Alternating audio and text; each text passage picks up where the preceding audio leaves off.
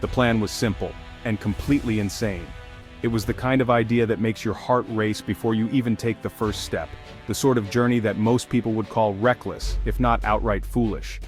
I wanted to travel across Afghanistan, not for war or politics, but for food, not for headlines or history, but for the flavors that tell the story of a nation. My goal: to find the best Mantu dumplings in the country, from the bustling streets of Kabul to the ancient city of Mazar-e-Sharif. Each plate, a new chapter in a story few outsiders ever get to taste. The route? 50 Taliban checkpoints, each a gamble with fate. Every barrier was a roll of the dice, a test of luck and nerve. My guide, Farid, knew the risks. "This is not a game," he warned, his voice low and steady. He'd seen what could happen to those who took these roads lightly. We packed light. A bag, water, a camera, and a handful of essentials. Every item was chosen for necessity, not comfort. And a heavy dose of fear. It clung to us like a second skin, impossible to shake off. But curiosity pushed me forward. I wanted to see the real Afghanistan, beyond the headlines and the stereotypes, to find the stories hidden in everyday life. At dawn, Kabul buzzed with life as we left the city behind.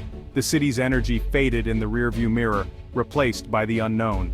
The modern faded into the ancient. Resilience showed on every face we passed. Generations of survival etched into every glance, every smile. This journey was about more than food. It was about the people, their culture, and their hospitality. Every meal was an invitation, every handshake a bridge across worlds. The first checkpoint appeared, a stark reminder of the danger ahead. The road narrowed, and so did our options. Armed men, a simple barrier, and my heart pounding. The air was thick with tension, every second stretching out. I rehearsed my Dari greetings, trying to look like just another traveler. Words became a shield, a fragile hope for safe passage. But there's no faking calm when every instinct screams to turn back. 50 checkpoints. One plate of dumplings. The odds were stacked, but the dream was stronger. The odds were terrible, but the promise of flavor and understanding was too strong to ignore. Each checkpoint was a step closer to the heart of Afghanistan. We rolled forward, the adventure truly beginning. The road ahead was uncertain, but every mile was a story waiting to unfold. Every mile was a test of nerve. The landscape changed, but the tension never left. Every stop, a new world with new rules. Each checkpoint had its own rhythm, its own dangers, its own silent negotiations. I was here to taste Afghanistan's heart, even if it meant risking my own. The food was a window into lives lived with courage and hope. The road stretched ahead, uncertain and full of peril, but also full of promise, of stories and flavors yet to be discovered. But I was all in, no turning back now, only forward, into the unknown, chasing a dream that was equal parts peril and flavor. Our truck crawled to the first checkpoint, the engine's hum barely masking the tension inside the cab. The road, once open and empty, now funneled us toward a barrier manned by armed men, their uniforms blending with the dust and the uncertainty that hung in the air. My hands were slick with sweat as a young soldier approached, rifle in hand. Every muscle in my body tensed, my grip on the steering wheel tightening with each step he took closer. His eyes locked on me, suspicion clear. He studied my face, searching for any sign of deception or fear, and I could feel his gaze weighing every movement I made.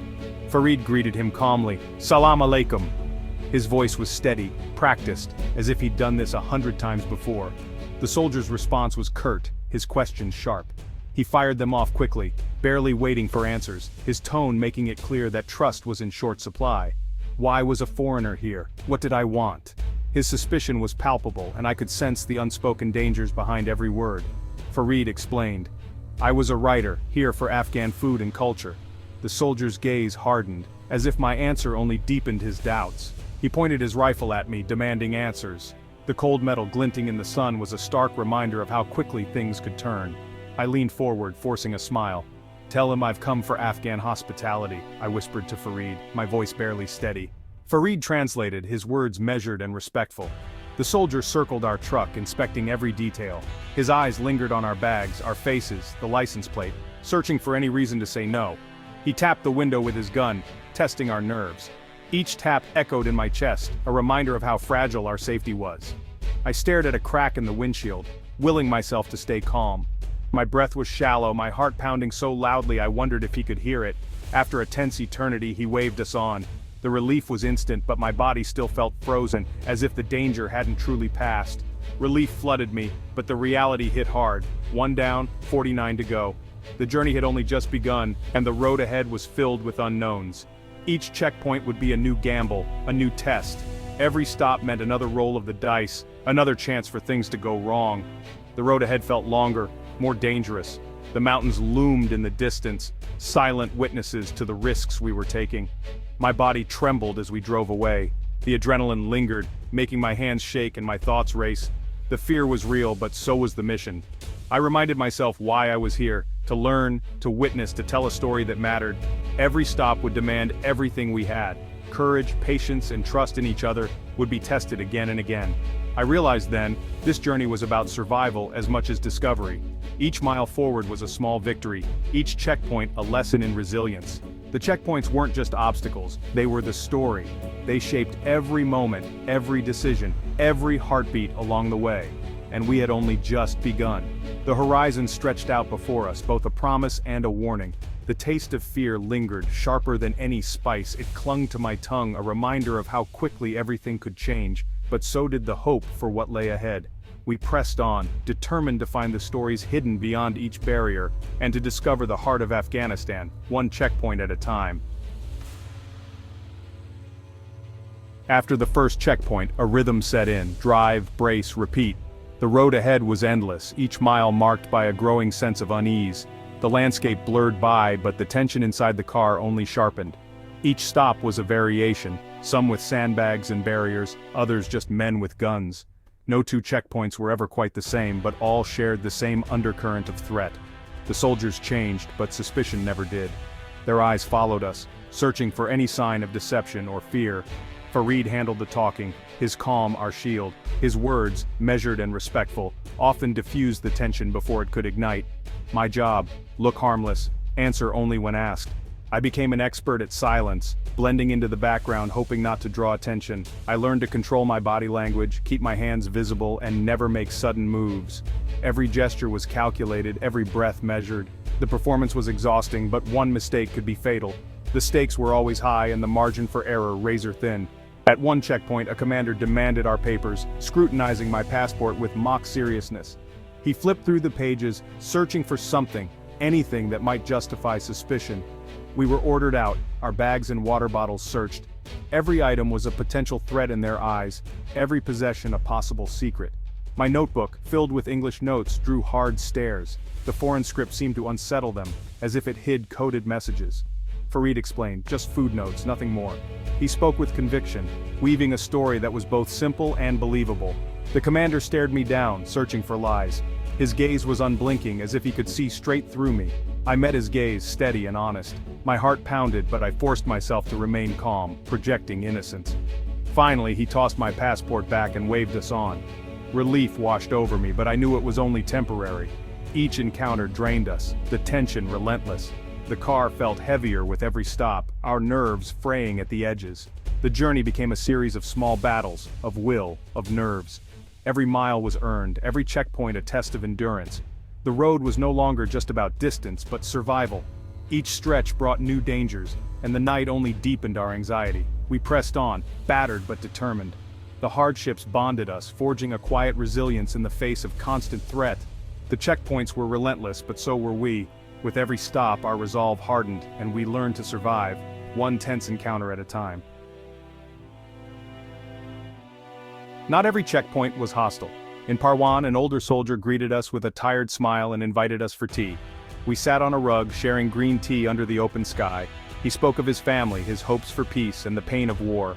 For a moment, guns and uniforms faded. We were just people. I shared my story, and he nodded, understanding the power of food to connect. Before we left, he warned us about a difficult checkpoint ahead. A small kindness that felt huge. That cup of tea was more than hospitality, it was a lifeline. Even here, humanity survived. We left stronger, reminded of the people behind the uniforms. Checkpoint 25, halfway. The sun was brutal, the mountains closing in. Soldiers grew more suspicious, the region less welcoming. Fareed's calm was cracking, the strain was visible. At one stop, a young soldier pulled me out, demanding, "You spy?" I shook my head. "Food, Mantu." He laughed bitterly. People are hungry and you come for food? His words stung. My quest felt suddenly hollow. I tried to explain. I wanted to show the world Afghanistan's culture, not mock its suffering. He pushed me back. Go find your food. As we drove away, doubt gnawed at me. Was I just a privileged tourist chasing a story? The journey was now a moral challenge, not just a physical one. We were halfway to Mazar, but I felt more lost than ever. The road tested not just our courage, but our purpose. We pressed on, searching for meaning as much as Mantu. At last, Mazar-e-Sharif appeared, its blue mosque shining like a jewel. Relief washed over us. We'd survived 50 checkpoints. Farid led me to a legendary hidden restaurant.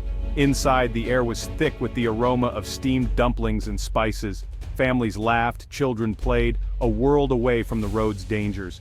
We ordered mantu, the dish we'd risked everything for. When it arrived, it was art-delicate dumplings, savory lentil sauce, tangy yogurt, fresh mint. I took a bite. The flavors exploded, every hardship melting away. This was more than food. It was a story of resilience, tradition, and hope. The journey's fear and exhaustion faded in that moment. Here, food was survival, celebration, and defiance. I tasted Afghanistan's heart on that plate. The sanctuary of the restaurant was a reward beyond words. We had made it, and it was worth every risk. As I savored the mantu, I saw joy and community all around. Afghan food, I realized, is resistance, a way to preserve culture and hope. The owner joined us, sharing his family's story, a century of making mantu through war and peace. Governments come and go, he said, but a good recipe lasts forever. Mantu is for celebrations, for welcoming guests, for sharing hearts. I thought of the soldier who mocked my quest. Now I understood. I wasn't here just to eat, but to witness resilience. Afghanistan is more than conflict. It's warmth, history, and culinary heritage. Food was my bridge to the nation's soul. That meal was a taste of freedom, connection, and hope. The journey was harrowing, but the destination was profound. I would never see food or Afghanistan the same way again. The return to Kabul felt different, fear mixed with purpose.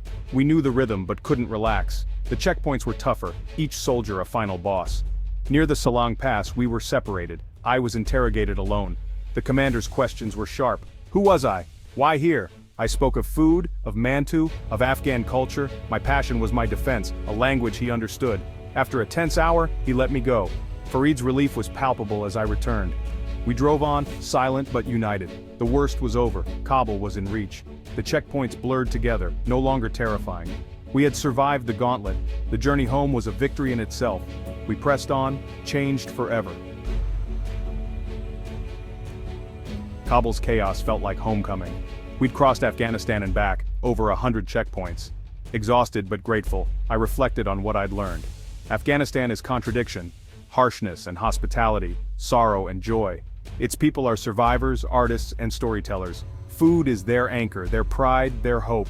This journey was about connection, not just danger.